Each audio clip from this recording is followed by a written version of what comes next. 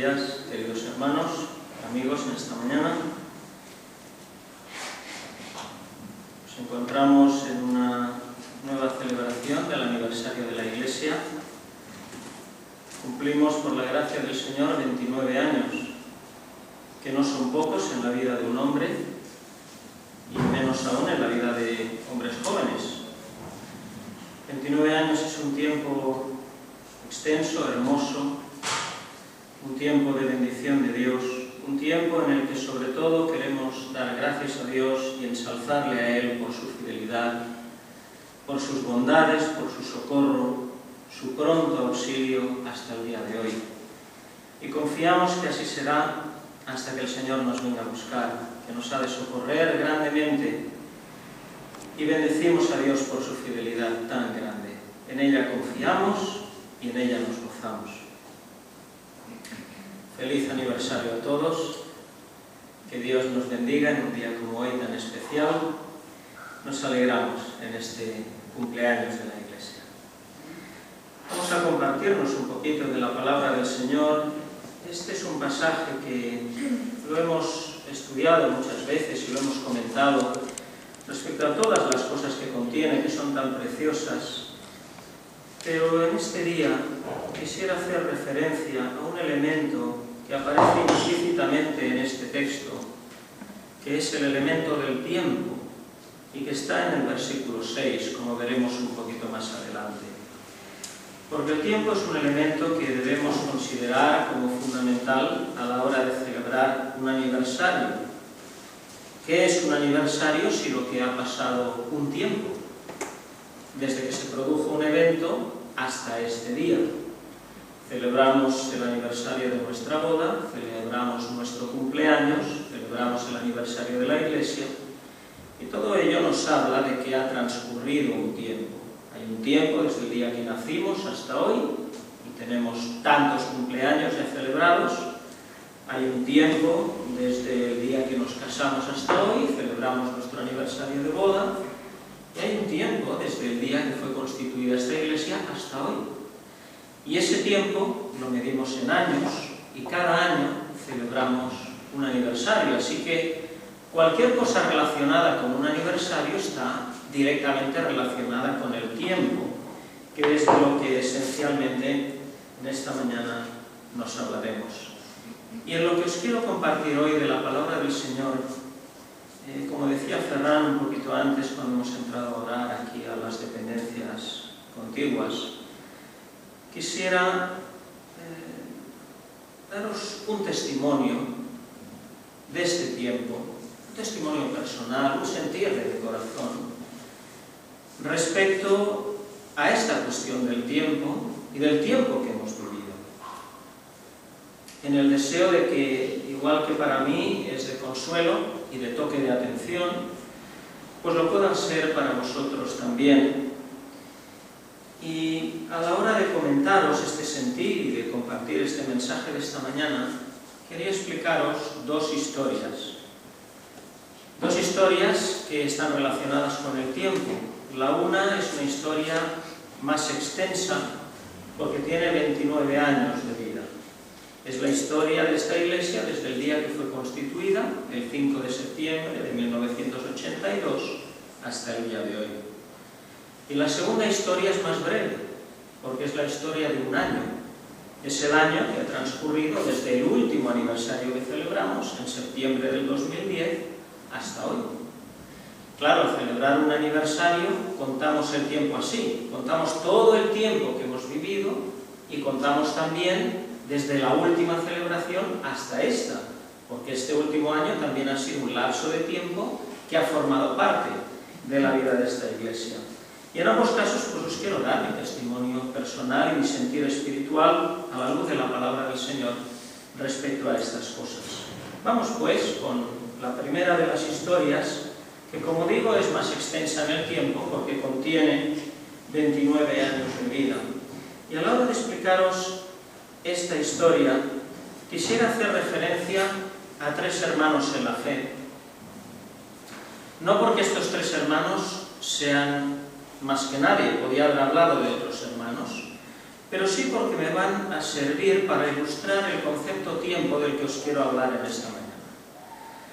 Un hermano es el misionero don Armando Di Pardo, que fue el misionero que plantó esta iglesia en aquel día. Otro es el hermano Jordi Sala, que ha sido pastor de esta iglesia durante 29 años. Y el tercero es el hermano Ferran Pons, que es el hermano que tiene hoy a cargo el pastorado de esta congregación. ¿Por qué cito a estos tres hermanos? Porque si echamos la vista atrás y nos retrotraemos al 5 de septiembre del año 82, encontramos que el hermano Di Pardo, el misionero, era un hermano mayor. No era un anciano muy anciano, pero era un hermano que ya tenía una edad considerable. El hermano Jordi Sala tenía entonces 50 años, que es aproximadamente la edad que tiene Ferran hoy. Aunque nos parece que el hermano Jordi siempre ha sido mayor, porque lo vemos mayor, pero en aquel entonces tenía 50 años. Al mes siguiente iba a cumplir 51. Es decir, este era un hombre en la mitad de la vida, diríamos, en una edad madura. Y el hermano Ferran, antes le preguntaron qué año nació, porque quería establecer la edad que tenía, y lo he conseguido, tenía 23 años. Que es la edad que tienen algunos de los hombres jóvenes que están hoy aquí, como es Urlán. 23 años. Así que vemos que había un hermano bastante mayor, un hermano en la mitad de la edad y un hermano que era un hombre joven. Han pasado 29 años y encontramos que el hermano Di Pardo, que era el hermano más mayor, ya está con el Señor desde el año 2002, que partió a su presencia en febrero del 2002. Encontramos que el hermano Jordi Sala está a punto de cumplir 80 años, está ya retirado del ministerio y no está hoy aquí entre nosotros. Encontramos al hermano Ferran, pues con un poquito más de 50 años, atendiendo la labor pastoral de esta iglesia. Nosotros aquel día no sabíamos que al cabo de 29 años esto sería así. Ninguno lo sabíamos. Podíamos pensar, si un día han pasado 29 años, seguramente el hermano Di Pardo estará con el Señor y los demás serán bastante más mayores. Eso es lo que podíamos pensar, pero nada más. Pero aunque nosotros no lo sabíamos, el Señor sí, porque Él sabe todas las cosas. Y el Señor ha socorrido a su pueblo y ha guardado a esta pequeña iglesia para que lleguemos al día de hoy así, en estas circunstancias que el Señor conocía y conoce y nos ha socorrido en su fidelidad hasta el día de hoy. Esto nos da a entender que el tiempo es una realidad inexorable. El tiempo pasa metódicamente y todos los días. Sale el sol y se pone el sol, como dice la palabra del Señor. Y los días van pasando, cada recorrido del sol equivale a un día y 365 de esos días equivalen a un año.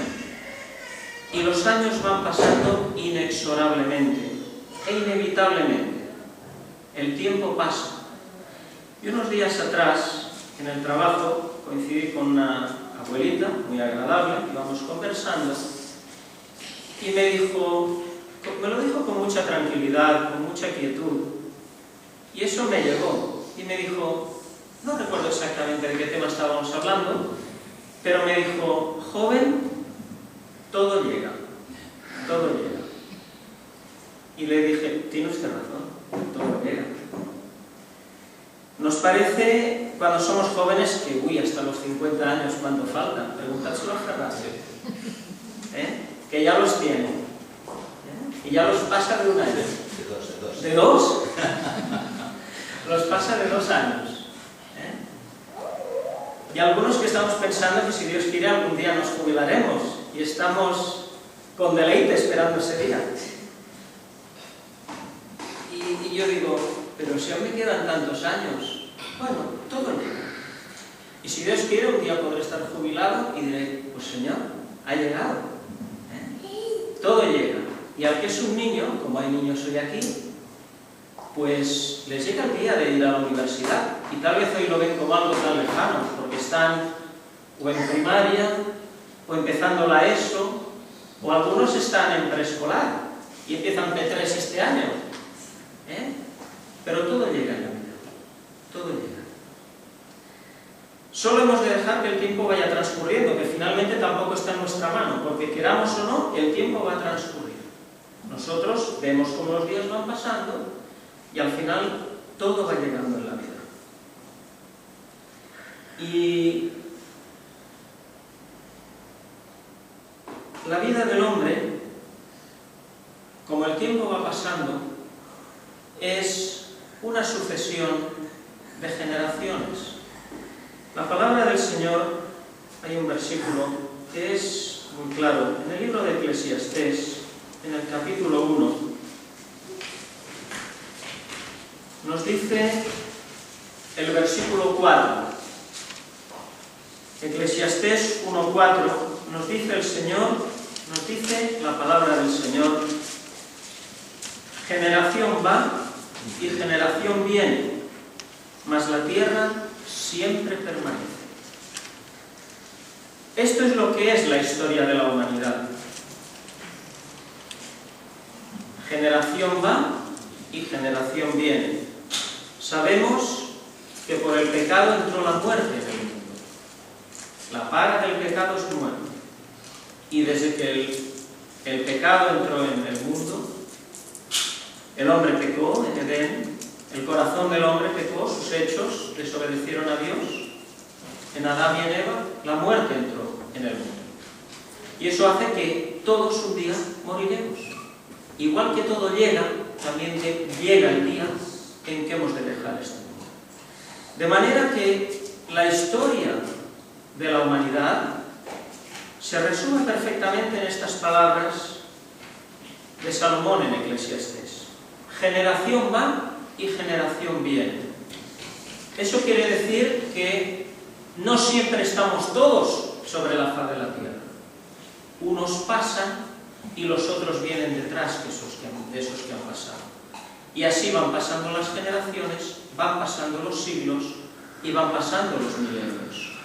Y el tiempo va pasando. Y nos preguntamos, ¿qué es una generación? Una generación tiene diversas acepciones la palabra, pero todas relacionadas con el tiempo, eso sí. Una generación es un grupo de personas coetáneas que pertenecen al mismo tiempo, que viven a la vez. Por ejemplo, todos los que nacimos en los años 60 se nos conoce como, en España, como la generación del baby boom, porque fue la época más prolífica en nacimientos en nuestro país. Somos una generación porque todos pertenecemos a esa franja de edad, a esa fecha de nacimiento aproximada en unos años. Hay generaciones de mayores, hay generaciones de intermedios y hay generaciones de jóvenes y de niños. Pero una generación es también cada una de las descendencias que el linaje humano va teniendo. Normalmente suelen coincidir sobre la Tierra 3 generaciones, es lo habitual. Suelen estar los abuelos, los padres y los hijos. En algunos casos de longevidad mayor se alcanza a ver hasta una 4ª generación, como es la bendición que el Señor ha dado a la señora Carmen, por ejemplo, que no está esta mañana aquí, que ha visto una bisnieta y espera otro bisnieto. O el hermano Julián, que también ha visto bisnietos. Pero lo habitual son 3 generaciones, que es lo más normal. Todo eso es lo que forma parte de la sociedad humana y de la vida del hombre sobre la tierra, las generaciones que van pasando. Y esto también forma parte de la vida de la Iglesia. porque la Iglesia está compuesta por todos los creyentes en Cristo Jesús. Todos los que hemos creído en el Señor Jesús como nuestro Salvador personal, el Señor nos ha perdonado de nuestros pecados, nos ha lavado con su sangre preciosa y por el Espíritu Santo nos ha hecho nacer de nuevo. Todos los que hemos tenido esta experiencia personal con Cristo somos hijos de Dios y formamos parte de la Iglesia de Dios. Todos. Y dentro de esa unidad que es la Iglesia, también la Iglesia es una sucesión de generaciones a lo largo de la historia, ¿o no? Han habido hermanos que nos han precedido en el Señor. Muchos ya están con Él, otros aún están entre nosotros. Hay hermanos en una edad mediana de la vida y también forman la Iglesia del Señor, hombres y mujeres jóvenes y niños, ¿verdad? Hay niños que han dado ya su corazón a Cristo y han creído en Él como su Salvador y también forman parte de la Iglesia de Dios. Así pues, también en la Iglesia encontramos que todos juntos formamos una unidad de cuerpo en la cual hay una realidad de generaciones que van pasando dentro de lo que es la Iglesia. Y yo os confieso que me siento parte del pueblo del Señor, me siento parte de la Iglesia de Dios, pero también me siento parte, y os lo digo así, de mi generación. Yo lo siento así. Tal vez hay quien no, o no lo ha pensado nunca, o no se le ha ocurrido, o no lo siente. Pero yo me siento parte de la Iglesia de Dios, con todos los hermanos en la fe, pero también me siento parte de mi generación. ¿Por qué? Porque he crecido con ellos en el Señor y llevo años sirviendo con ellos al Señor, con lo cual es normal que me sienta parte de mi generación. Y os voy a decir una cosa que quizá no la he dicho nunca, no lo sé, pero es cierta. Y es que muchas veces, orando al Señor, en el deseo de que el Señor nos venga a buscar, le pido que yo pueda ver ese momento, porque lo deseo. Yo deseo ver el arrebatamiento de la Iglesia, como todos los creyentes que han poblado la tierra. No soy una novedad en esto, una excepción. Todos queremos ser de los que veamos la venida del Señor, ¿verdad? Y formar parte de ese momento en la historia. Y cuando le pido al Señor por esto, también muchas veces le pido que mi generación pueda ver eso. Me identifico con todos los de mi tiempo, en ese sentido. Claro, con todos los demás también. Pero recuerdo especialmente a los de mi tiempo. Y hay algunos que los veo constantemente, como es el hermano Ferran, como es mi esposa, como es Maribel, como es Andrea, Joan Marc y muchos otros hermanos, que somos de nuestra generación, que hemos crecido juntos en el Señor y hemos servido juntos por años al Señor. Hay algunos a los que les veo muy de tanto en tanto, pero a los que recuerdo con cariño también.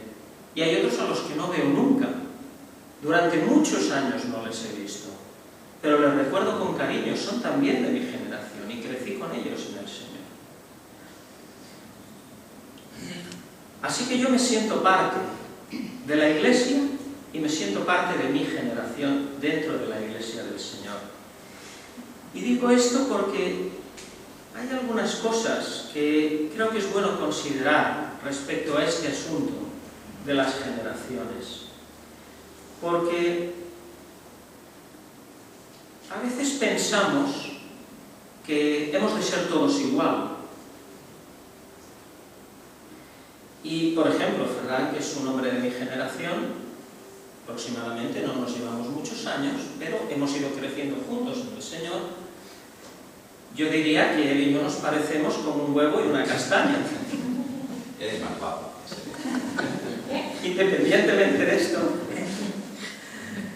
la verdad es que no nos parecemos prácticamente en nada. Pero amamos al Señor y queremos servir al Señor. Ahora, en otras cosas, en el ámbito social, cultural, de manera de pensar, pues yo diría que somos la noche y el día prácticamente. Pero eso no quita que juntos podamos servir al Señor. A veces podríamos pensar, no, es que aquí habríamos de ser iguales. Pero hay una realidad que es dentro de la unidad cristiana y del amor al Señor y a su obra que todos tenemos, la diversidad personal que hay en nosotros, que Dios no nos ha hecho iguales. Y cada uno tenemos un carácter, reaccionamos de una manera determinada, tenemos en nuestra conciencia una sensibilidad, y a la vista está que no somos iguales. No hace falta que yo venga a dar una cátedra sobre esto. Esto nos es evidente a todos, ¿verdad?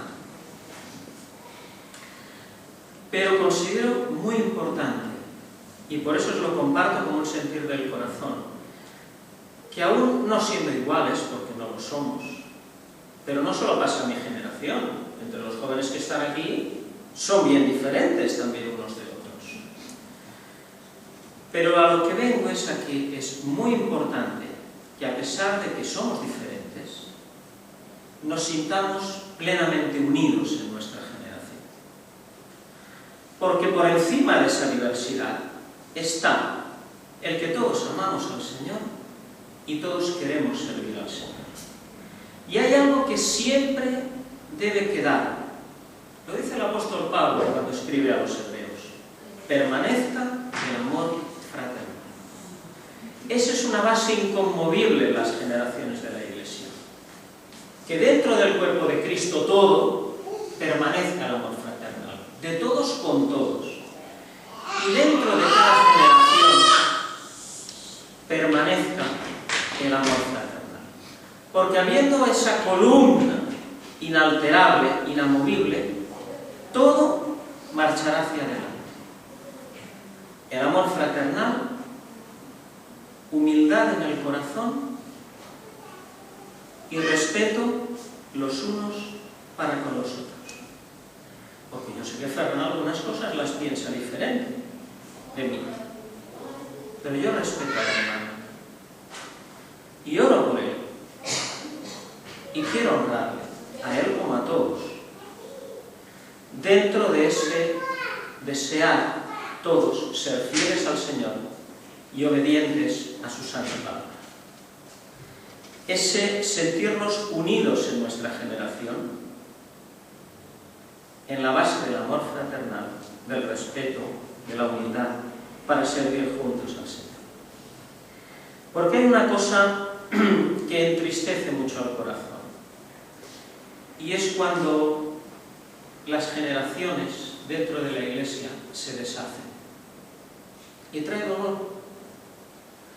Porque una cosa es cuando la generación de los más mayores se va deshaciendo porque el Señor llama a su presencia a los hermanos.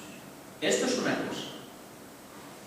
Y en este último tiempo, pues de esa generación que nos precede, el Señor ha llamado a unas hermanas a su presencia. Llamó a la hermana Isabel y llamó a la hermana Lola. Pero nos quedan hermanos de esa generación, como es el hermano Julián, como es el hermano Jordi, al que hemos hecho referencia, como es el hermano Ángel en Tarrasa, y tantos otros sobre la faz de la tierra. Una cosa es cuando una generación poco a poco se va deshaciendo porque el Señor va llamando a los hermanos a su presencia. Pero otra cosa, que es dolorosa, es cuando una generación de intermedios, como la que yo estoy, o una generación de jóvenes, como la que alguno de vosotros estáis, se deshace porque unos no quieren estar con los otros.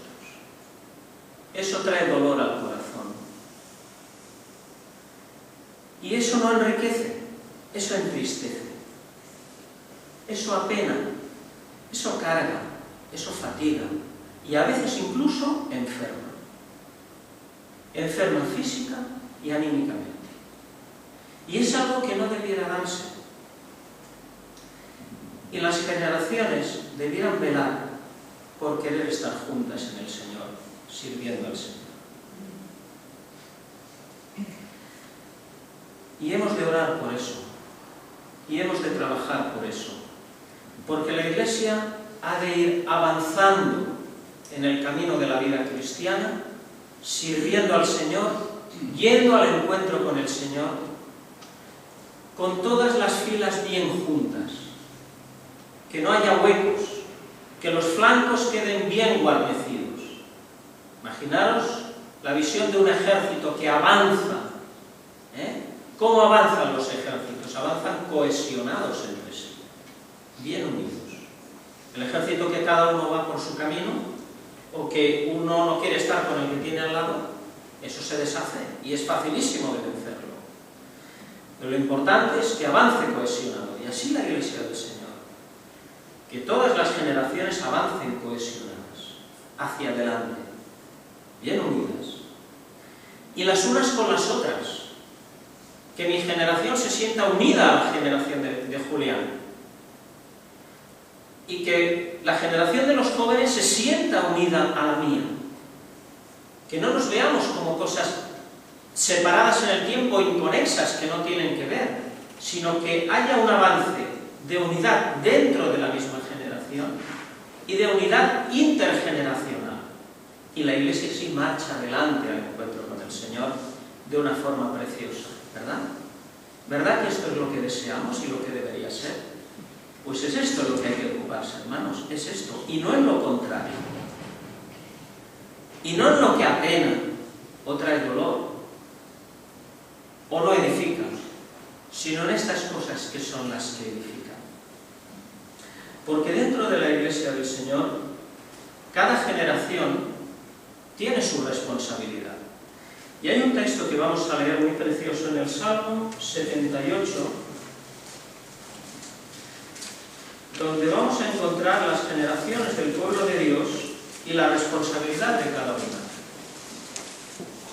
El Salmo 78 nos dice, en los primeros 7 versículos, Salmo 78, másquil de Asaf: escucha, pueblo mío, mi ley, inclinad vuestro oído a las palabras de mi boca, abriré mi boca en parábola, hablaré cosas reservadas de antiguo, las cuales hemos oído y entendido, que nuestros padres nos las contaron. No las encubriremos a sus hijos, contando a la generación venidera las alabanzas de Jehová, y su fortaleza y sus maravillas que hizo.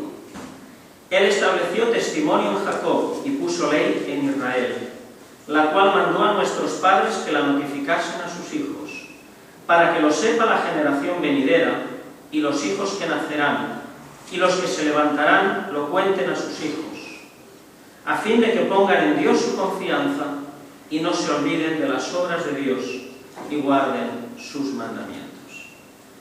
Qué pasaje tan precioso. Encontramos en él dos grandes elementos. Uno, los testimonios y la ley que Dios da a su pueblo, en este caso era Israel. Nosotros, la Iglesia del Señor, que somos su pueblo hoy, tenemos toda la enseñanza de la palabra de Dios, que es para nosotros. Palabra fiel y digna de ser recibida de todos, como escribe el apóstol Pablo a Timoteo. Y encontramos en el pasaje otro elemento que son las generaciones. Y Dios une ambas cosas en este texto, en esta enseñanza. Porque nos habla de los padres, nos habla de los hijos y nos habla de los que se levantarán después. Y en el texto encontramos hasta 4 generaciones. ¿Y qué nos dice? Nos dice que Dios ha dado un testimonio, una ley, una palabra, una enseñanza fiel para seguir, para obedecer, como la que cada uno de nosotros recibimos en su día. Doy gracias a Dios porque me enseñaron palabra fiel, que he creído y en la que quiero andar todos los días de mi vida, como cada uno de vosotros, ¿verdad? Y esa palabra fiel que Dios da, que es para que su pueblo siga a lo largo del tiempo, hasta el fin, porque Dios no cambia ni su palabra no cambia. Ahora los creyentes, las generaciones, tenemos una responsabilidad. Los hermanos que fueron antes de mí en Cristo, así llama el apóstol Pablo a algunos hermanos en una de las salutaciones, que fueron antes de mí en Cristo, los hermanos que fueron antes de mí en Cristo, como el hermano Julián, han cumplido su cometido y lo han cumplido bien, porque han trasladado la palabra fiel de una manera fiel a la generación que hemos venido después. Y yo doy gracias a Dios por los hermanos que me han precedido en Cristo. Doy gracias al Señor por el hermano Di Pablo, por el hermano Jordi Saba, por el hermano Julián y por tantos y tantos hermanos que podríamos citar. Porque hicieron la tarea que Dios les había encomendado y han cumplido este mandamiento del Salmo 78. Y la generación en la que yo estoy ahora, tenemos una responsabilidad, hermanos, también. Y es que esa palabra fiel que hemos recibido de nuestros padres en Cristo, ahora, con esa misma fidelidad, debemos trasladarla a la generación que viene después de nosotros. ¿Es así o me estoy equivocando? Es así, ¿verdad? Ya sabemos que los tiempos cambian, que la vida avanza muy rápidamente, que hay cosas hoy que no existían en el momento en que yo era más joven y me enseñaban. Es verdad. Pero Dios es inmutable y es fiel. Y su palabra es fiel y es la misma palabra. Y mi generación tiene la responsabilidad de enseñar a los hermanos jóvenes que vienen detrás la fiel palabra que fielmente recibimos de los que fueron antes que nosotros en Cristo. Y tenemos esa responsabilidad por la cual un día Dios también nos pedirá cuentas. Pero la responsabilidad no queda solo en nosotros. La responsabilidad está también en la generación que viene después de nosotros.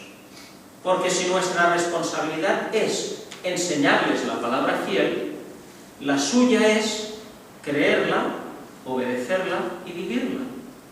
Así lo hemos visto en la palabra, las cuales hemos oído y entendido que nuestros padres nos las contaron. Es una generación que entiende y cree lo que se le ha enseñado.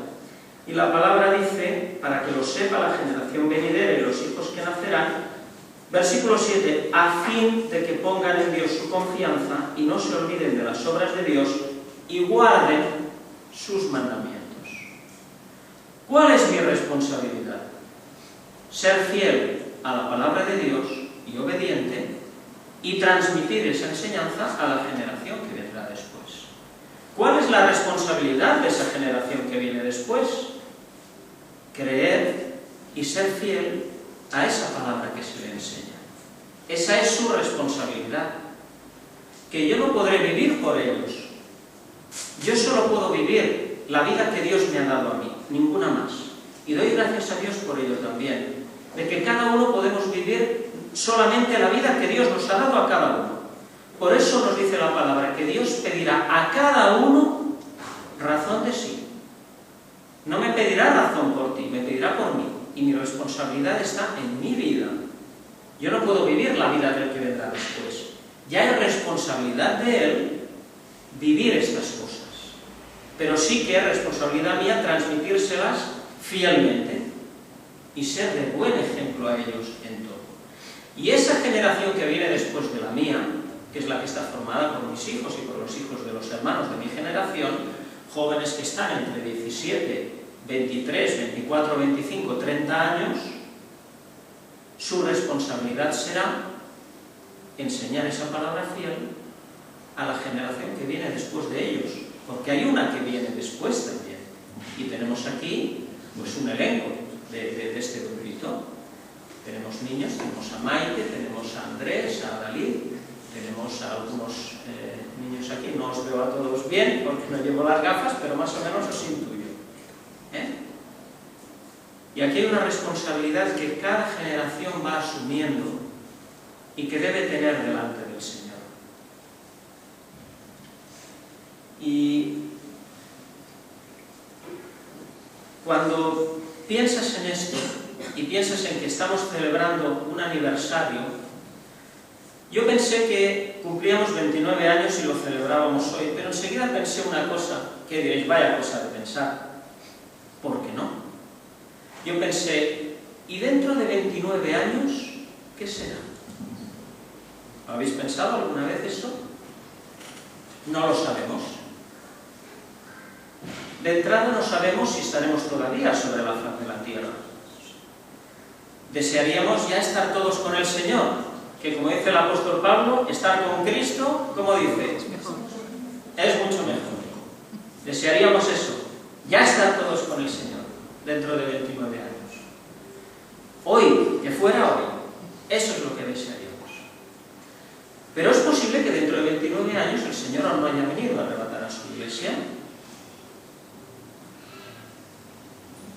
pero que no estuviéramos todos aquí, que no estuviéramos juntos aquí, no lo sabemos. Pero pongámonos en el caso de que el Señor aún no hubiera venido a buscarnos y estuviéramos todos juntos aquí todavía. ¿Qué sería? Pensemos esto con responsabilidad y con seriedad, porque el futuro de las iglesias locales depende un poco de estar viendo el futuro con esa responsabilidad. Claro, yo pienso en el hermano Ferran, lo estoy citando muchas veces en esta mañana, no sé cómo se va a sentir, pero dentro de 29 años, pues el hermano tendría más de 80. 81 años. Posiblemente o estaría retirado del ministerio o lo realizaría a un ritmo mucho más suave que ahora, porque la edad no perdona y las facultades del hombre son las que son, aunque Dios nos sostiene hasta el fin y nos usa hasta el fin, pero hay una realidad que son las capacidades que cada uno vamos teniendo. Si llegara ese día tendría mucho menos pelo que hoy, el que tuviera lo tendría mucho más blanco que hoy, y esperamos que ese día alguna de las corbatas que usa las habría jubilado. Porque si no se daría el caso de que habría alguna corbata centenaria por aquí. Se lo digo con todo cariño, yo lo sabe. Pero la realidad es esa. Y piensas, ¿a quién usaría el Señor en su lugar? Porque la iglesia, si continúa, tendrían que haber hermanos que realizaran la labor pastoral, pero quien habla de Ferran habla de los hermanos que predican, los hermanos diáconos, los hermanos que trabajan, hermanas en este caso en la escuela dominical, y en tantas tareas que se han de realizar en la iglesia. Todos los que fundamentalmente la realizamos hoy estaremos en edades avanzadas, si Dios quiere. De manera que tendrá que haber una generación posterior que habrá asumido estas responsabilidades. Y yo por eso quiero hacer en esta mañana un llamamiento con todo cariño, el Señor lo sabe, a la generación que viene detrás de la nuestra, que son estos jóvenes que están por aquí. Yo desde luego nunca diré a nadie: tú tienes que ser pastor, tú tienes que ser diácono, tú tienes que ser evangelista misionero, tú tienes que estar en la escuela dominical, porque eso solo te lo puede decir el Señor de la Iglesia, que es el Señor Jesucristo. Eso no te lo puede decir nadie más. Y si alguien más te lo dice, se está equivocando. Y está tomando una atribución que no le corresponde. Pero una cosa que sí que puedo decir, y que os quiero decir a la generación que venís después, es que estéis muy atentos y muy preparados para lo que el Señor quiera de vosotros en el futuro hasta que Él venga. Que estéis muy atentos y muy preparados para lo que Dios quiera de vosotros en vuestra iglesia. Porque las tareas Dios las habrá de hacer. Y Dios las hace con los siervos que tiene. Y en una ocasión el Señor dijo, cuando le aclamaban al entrar en Jerusalén, y dijeron: mira lo que dicen estos. Y el Señor Jesús dijo: si estos callaren, las piedras clamarán. Dios hará su obra, pero que no sea necesario que Dios tenga que usar a las piedras para que clamen. Que Dios use a siervos que están rendidos a sus pies. Eso es lo que deseamos todos, ¿verdad? Por eso yo os hago un llamado sincero de corazón, no siendo ni más ni mejor que ninguno, ni maestro de nada, pero sí como siendo alguien que un día tenía vuestra edad y había hermanos de mi edad en la iglesia que llevaban las tareas, y que aquellos hermanos hoy ya mayores están en otro estado de la vida, algunos ya con el Señor, y hoy el Señor ha dispuesto que yo pueda estar aquí dando este mensaje y que otros hermanos como Ferran pues nos estén pastoreando del Señor. Por eso os quiero decir de corazón que estéis muy atentos y muy preparados para lo que el Señor quiera de vosotros en vuestra iglesia local. Y como añadidura, lo que el Señor quiera de vosotros aún más allá de vuestra iglesia local, porque podáis ser útiles en muchos lugares y en muchas formas. Y que el Señor esto os bendecirá. Por eso vamos a volver al Salmo 24, que era la lectura introductoria, que os decía que nos hablaba del tiempo, este Salmo también, en el versículo 6, cuando dice, en el versículo 5, Él recibirá bendición de Jehová y justicia del Dios de salud. Está hablando del que es fiel al Señor. Antes nos ha dicho del limpio de manos, puro de corazón, el que no ha elevado su alma a la vanidad y jurado con engaño. Dice, Él recibirá bendición de Jehová y justicia del Dios de salud. Y ahora nos dice, tal es la generación de los que le buscan, de los que buscan tu rostro, oh Dios de Jacob. Yo para mi generación quiero que sea una generación que busquemos a Dios, que busquemos el rostro de Dios. Es lo que quiero para la generación de los que van antes de mí, que ya están llegando al final y que me están siendo testimonio de esto, de que lo viven así. Esto es lo que quiero para mi generación y quiero que Dios nos lo conceda. Y esto es lo que quiero para las generaciones que vienen después de la mía también. Deseo para vosotros los jóvenes y para vosotros los niños, que sois niños ahora, deseo que seáis una generación de los que buscan a Dios, de los que buscan el rostro de Dios de todo corazón. Podría decir muchas cosas, pero esto es lo que os deseo, como un resumen, que seáis generaciones que buscan el rostro de Dios, como deseo que la mía lo sea y que todas lo sean, y así hasta que el Señor venga. Como veis, estoy dando más que un mensaje, un testimonio del corazón. Siento las cosas de esta manera en el Señor y por eso os las quiero compartir. Y hemos cubierto esta primera parte, la historia de 29 años. Y también os quiero dar un testimonio de esta otra, que es más breve, porque es de un solo año, de algunos sentires del corazón respecto a este último año, desde que celebramos el último aniversario hasta hoy. Y quiero tomar un versículo de la palabra del Señor que está en la epístola a los Filipenses.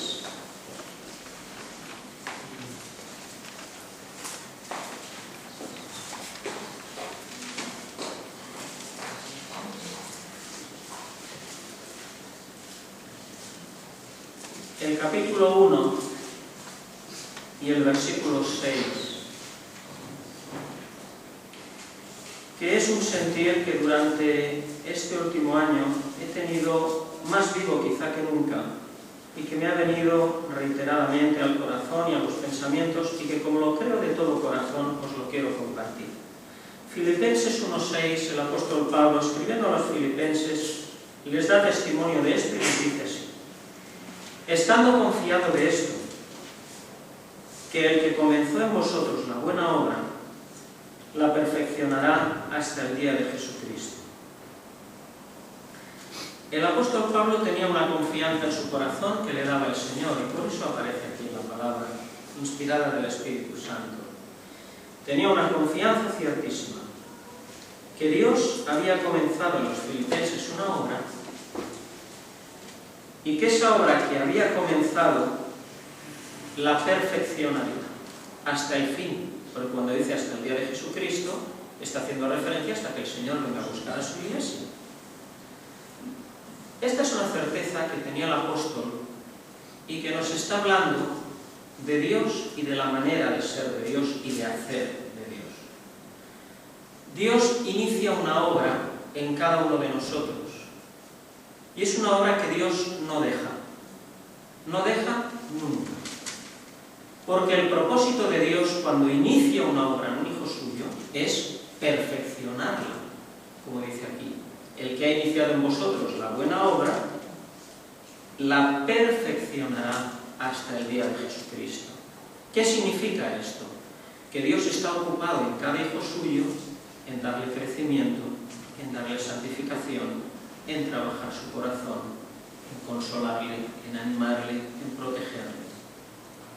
Hay una realidad incontestable, porque si la discutiéramos iríamos en contra de la palabra de Dios. Hay algo que es ciertísimo, que Dios en cada hijo suyo ha iniciado una obra, y que esa obra Dios la hace, la continúa, adelante. Dios va adelante con su obra, la va perfeccionando, y en su voluntad y vocación está hacerlo hasta el fin. Y esto es algo que, como os decía, este último año lo he estado pensando más que nunca. Y tengo la certeza, y esto me ha consolado mucho en este tiempo, tengo la certeza completa, y en esto descanso, que Dios está haciendo una obra en cada uno de vosotros particularmente, como la está haciendo en mí. Y que Dios está haciendo una obra en esta pequeña iglesia local. Y que Dios está haciendo una obra en su iglesia universal, en todos sus hijos, en la redondez de la tierra. Dios está haciendo una obra que ha iniciado y que lleva adelante y que la lleva Él. Y gracias a Dios que es Él quien la inicia y Él quien la lleva adelante. Gracias a Dios, porque si esto estuviera en nuestras manos, sería un absoluto desastre y un continuo caos. Esa es la realidad. Así que decimos gracias, Señor, porque tú inicias la obra y tú la llevas a cabo. De manera que yo nunca puedo decir, Dios no está haciendo una obra. Porque si digo esto, estoy faltando a la enseñanza de la palabra de Dios. Otra cosa es que yo ponga dificultades a Dios en la obra. Sea rebelde, sea tozudo, me cueste dar el brazo a torcer, me cueste doblegar la cerviz, me cuesta dejar que Dios ponga el yugo. Pero Dios está haciendo una obra a pesar de todo, a pesar de mí.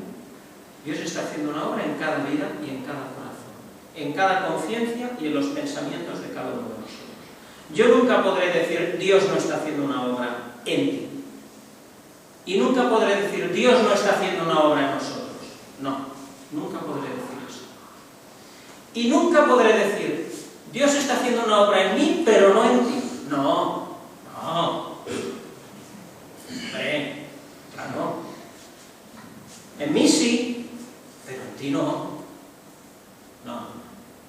Dios está haciendo una obra en todos. En la metodología que Dios tiene con cada uno, porque cada uno, como decíamos antes, tenemos nuestra particularidad. En el tiempo de Dios, en la sabiduría de Dios y en su amor, gracia y misericordia para cada uno de nosotros. Misericordia que es nueva cada mañana, porque si no, ya cierto, fuéramos consumidos, como dice Jeremías en las Lamentaciones. Así que Dios está haciendo una obra en todos sus hijos. Y a mí esto es algo que me consuela grandemente y me da gran descanso. De mí no depende nada, ni del hermano Fernando, aunque es el hermano que tiene la responsabilidad del pastorado de la iglesia. Él tiene su responsabilidad de la tarea, pero no depende de él. Y yo descanso en esto, en que no depende ni de mí ni de ningún hombre, que es la obra del Señor y que Él la está haciendo en todos. Y digo que me consuela mucho pensar así y me edifica y me da alegría. Porque cuando no pensamos de esta manera y no tenemos la certeza de que realmente Dios está obrando y haciendo una tarea en cada uno y en nuestra iglesia, caemos en algo que es la visión negativa de las cosas. cosa que no pasa cuando estamos ciertos de que Dios está haciendo una obra. Pero cuando nos olvidamos de esto y dejamos esto a un lado, entramos en una dinámica que es la de la visión negativa. Que es verdad que en mi vida, en la tuya, en la de esta iglesia y en la del pueblo de Dios, hay muchas cosas a corregir, muchas cosas a limpiar y muchas cosas a mejorar. ¿Cómo vamos a decir lo contrario? Esto es una realidad. Pero aunque eso es una realidad, también lo es que Dios está obrando. Y está haciendo una labor en medio de su pueblo, individual y colectivamente. Cuando no pensamos de esta manera, como decía, entramos en la visión negativa de las cosas. ¿Y qué ocurre cuando entramos en esa visión negativa? Fundamentalmente dos cosas que podemos decir que nos traen dolor o nos han traído dolor. Y como yo las he vivido de esta manera, sí os las quiero exponer. La una es que una visión negativa de las cosas te acaba haciendo ver las cosas más grandes de lo que son. Y eso es una realidad incontestable. Yo no he estudiado ni psiquiatría ni psicología, pero yo llevo viendo hombres muchos años y sé que es así. Y ahora imaginémonos que me sale un grano aquí, me sale un grano grueso, y entonces yo voy al médico, tenemos aquí una doctora, voy a la doctora y le digo: hermana, mira qué grano me ha salido, qué gordo, habríamos de ir a quirófano y me lo extirpáis. Realmente hay que abrir, se limpia toda la zona, se pone un punto 2, no sé cuántos puntos se habrían de poner, en un caso es un quiste de estos, un quiste de grasa, por ejemplo, ¿no? Y ya está. Yo le digo: mira, me ha pasado esto. Y que entonces la hermana me dijera: uy, dice, no, quirófano nada. Dice, voy a ir preparando la sala de autopsias porque de aquí a un mes eres cadáver. Y yo le dijera: pero hermana, si es un quiste que me ha salido aquí de grasa, digo, yo sé que esto a otros se lo han extirpado y no ha pasado nada. Y me dijera: sí, ya lo veo que es un quiste. Y me dijera: pero ¿tú sabes este quiste en qué puede acabar? No. Dice, yo la impresión que me da en mis conocimientos médicos es que, en fin, puede ser cualquier cosa, y yo voy preparando la sala de autopsias porque de aquí a un mes estás dentro de la caja. Claro, ¿yo qué pensaría? Diría, pues vaya exageración. Está tratando un quiste que se puede extirpar como si fuera un cáncer terminal. Yo diría, claro, yo no sé este quiste en qué puede derivar con el tiempo, yo no lo sé. Pudiera ser que acabara una cosa más grave, pero a día de hoy lo que es un quiste, ¿no? Se extirpa, se ponen los puntos, se ponen algo que te cubra unos días para que no se infecte aquello, y a correr, como decía mi padre, y a correr, digo yo. Pues esto, que es una anécdota simpática, que hemos explicado así, que espero que no haya muchos colegas tuyos que haremos de esta manera, francamente.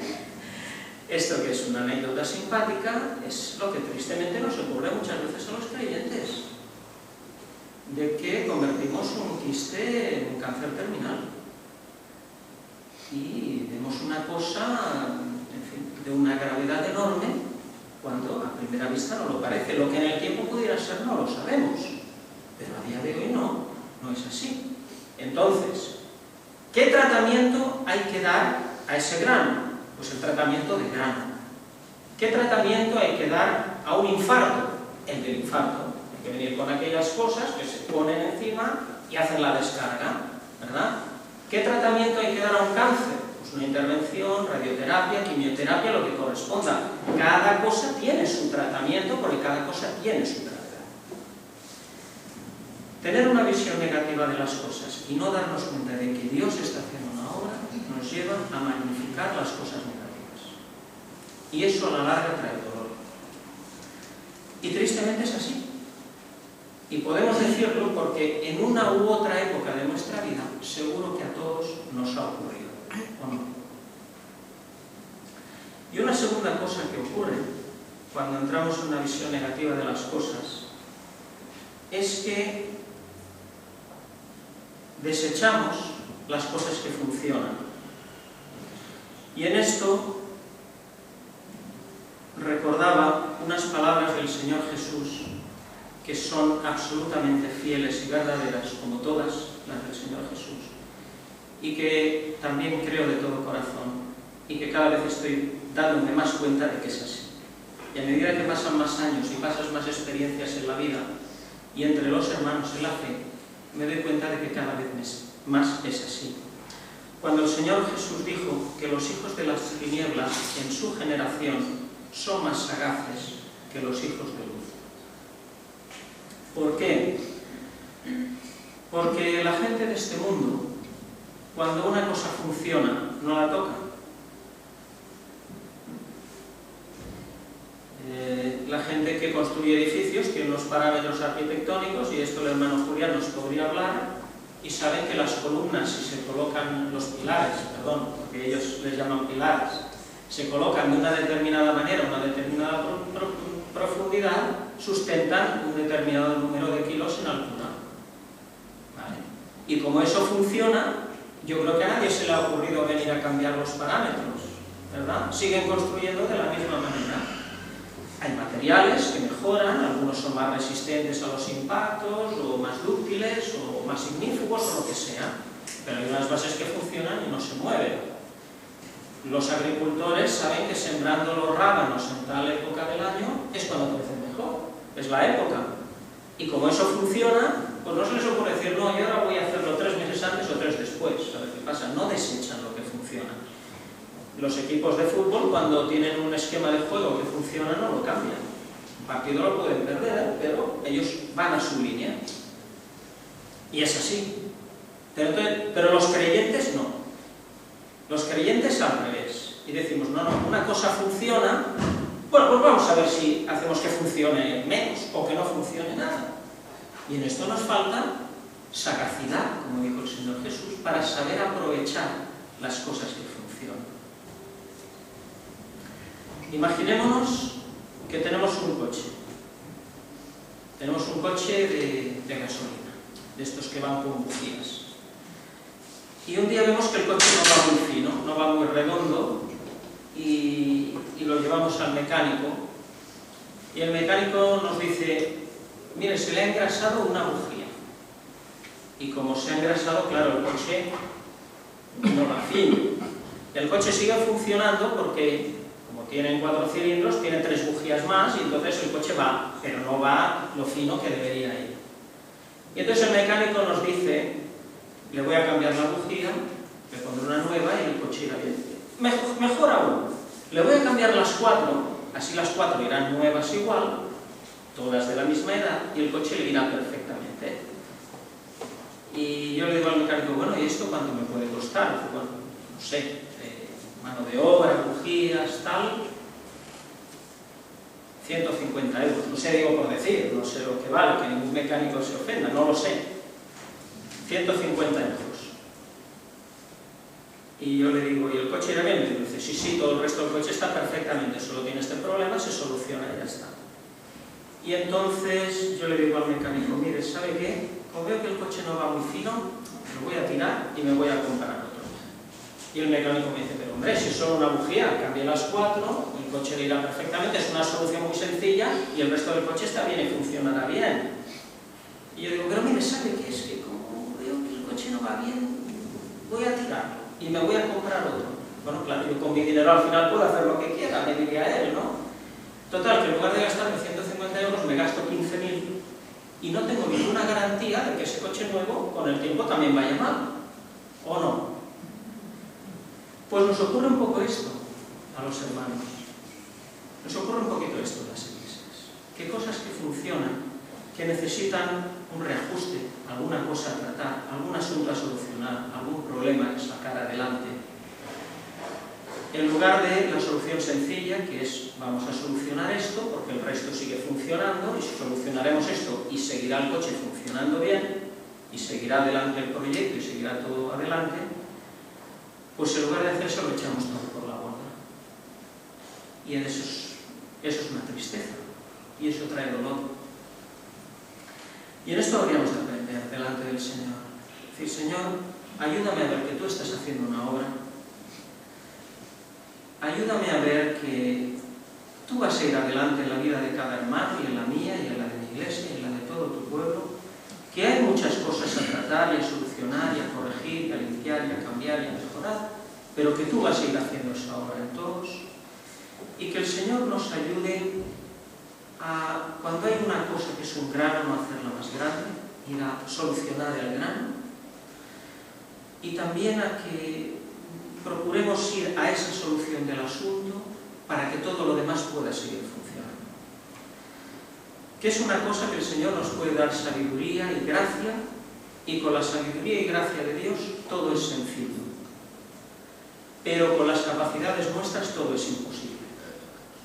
De manera que mi sentir es este, hermanos, y es lo que os quiero compartir. Es lo que he vivido estos 29 años, es lo que he vivido este último año, y es lo que quiero que en el futuro vivan fielmente los que vienen detrás de mí y detrás de muchos de vosotros. Que el Señor os bendiga. Espero escuchar cosas de vosotros también esta tarde en los testimonios. Deseo escuchar cosas hermosas de testimonio, pero también un sentir espiritual del hermano Ferran, que es quien nos pastorea. Yo le dije, hombre, quizá el mensaje de aniversario lo debieras dar tú, porque eres el pastor de la iglesia. Dijo, no, hazlo tú. Pero quiero escucharle también, su sentir pastoral en todas estas cosas, y el de todos los hermanos, el de los mayores. Quiero escuchar el sentir de los jóvenes también, hermanos, es que sois necesarios en la iglesia del Señor. Es que sois el futuro de la iglesia. Quiero escuchar también vuestro sentir, vuestro testimonio. Que el Señor nos bendiga, que nos dé muchos y buenos años sirviéndole, y sobre todo que el Señor venga pronto. Que así sea.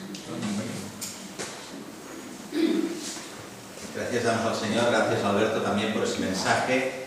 Ciertamente deseamos seguir gozándonos en este día y oír el testimonio de los que podamos dar, o de los que lo deseéis dar, aquello que el Señor nos ha ido trabajando, y no olvidando eso que Alberto hacía énfasis. El Señor está trabajando, y está trabajando en cada uno. Ciertamente lo que él decía, no está trabajando en mí, pero en ti no. En mí está trabajando, pero en ti también. Y que no lo perdamos de vista, puesto que a veces eso distorsiona la visión que podamos tener. En mí trabaja más que en ti, por tanto, lo que tú haces, lo que tú dices, no es tan importante, no tiene tanto valor, y yo debo prevalecer mi criterio respecto del tuyo. El Señor nos ayude. Creo que ha sido un buen mensaje, un mensaje que da gloria al Señor, un mensaje que nos proyecta después de esos primeros 29 años. No sabemos cuántos tendrá el Señor previstos para que estemos aquí. Lo hemos oído esta mañana, a lo mejor hoy mismo pues dejamos de estar aquí. Tal vez dentro de 29 años sigamos aquí, y sería todo una bendición, pues que pudiéramos decir seguimos estando aquí, en cuanto a que hemos perseverado, en cuanto a que hemos continuado, en cuanto a que por tanto no hemos perdido de vista ese trabajo que el Señor realiza en cada uno, esa necesidad de depender de Él para poder seguir adelante, y esa unidad, ese amor fraternal en la generación y en las generaciones, que todas importantes, imprescindibles como generación. Bien sabemos, y nos lo hemos dicho muchas veces, y creo que la historia, que es muy tozuda, nos lo va confirmando, que todos somos importantes, pero no hay nadie imprescindible. En ese sentido nadie lo sería, pero sí todos tenemos la importancia de que, como hijos del Señor, allí donde nos ha puesto, hagamos el trabajo, la tarea espiritual para la cual el Señor nos ha dispuesto. Me uno a la llamada que hacía Alberto respecto de los jóvenes, que consideren estas cosas, y que, como se decía, sin prisas pero sin pausas, vayamos aquí, cada uno, el Señor, dejemos que nos guíe a aquellas tareas que sin duda tienen que tomar en el momento que corresponda.